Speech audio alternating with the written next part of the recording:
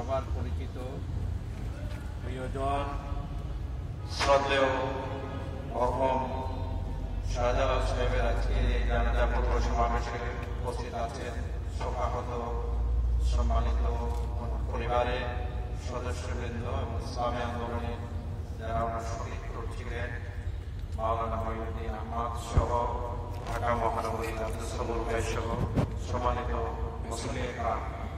আমরা আল্লাহ তাআলার দরবারে ফরিয়াদ করব যে উনি যে নেক কাজগুলো করেছেন আল্লাহ তাআলা সেগুলো কবুল করে নিন।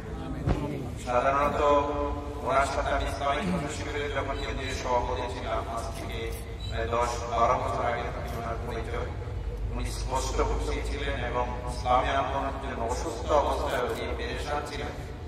আজকে জামাত ইসলামী বা বাংলাদেশ ইসলামী অর্গানাইজেশন যেগুলো আছে, ফ্যাসিস্ট সরকার বা ফ্যাসিজম ইসলাম বিরোধী শক্তি সবসময় তারা ইসলামের বিরুদ্ধে একটা অপপ্রচার এবং জামাত ইসলামের বিরুদ্ধে একটা অপপ্রচারের কারণে সত্যিকার অর্থে দেশে ইসলামের দলগুলো বিশেষ করে জামাত ইসলামের মানুষের জন্য কি করতে চায়, একটি ইসলামী রাষ্ট্র প্রতিষ্ঠা করে মানুষের কি কল্যাণ হবে সেই বিষয়গুলো কিন্তু আমরা এতদিন পর্যন্ত প্রচার প্রচারণার মাধ্যমে মানুষের সামনে সেগুলো উপস্থাপন করতে পারি না।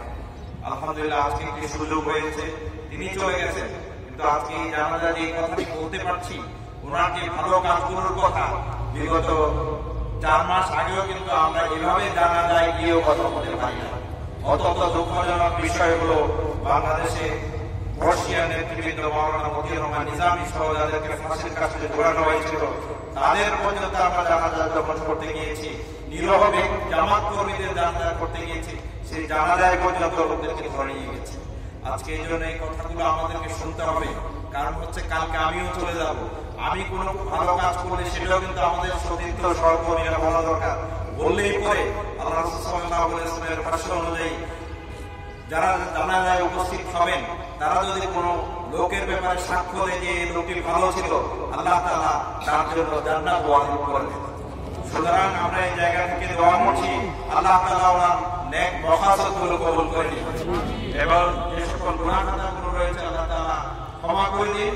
এবং এই এলাকায় উনি যেহেতু অনেকদিন ধরে এখানে বসবাস মিশছেন সেহেতু আপনারা দিনী ভাই হিসেবে ক্ষমা সুন্দর দৃষ্টিতে ওনার কথাগুলো ওনার ব্যবহারগুলো স্পষ্ট হয়ে দিতেন। আমি নারায়ণগঞ্জ মহানগরী বাংলাদেশ জামাত ইসলামী আমির হিসেবে আমি এখানকার ভাই যারা আছেন, বন্ধ যারা আছেন, মুসল্লি যারা আছেন তাদের প্রতি অনুরোধ করছি এবং তিনি যে এখানে মসজিদ করেছেন ইসলামী আন্দোলনের জন্য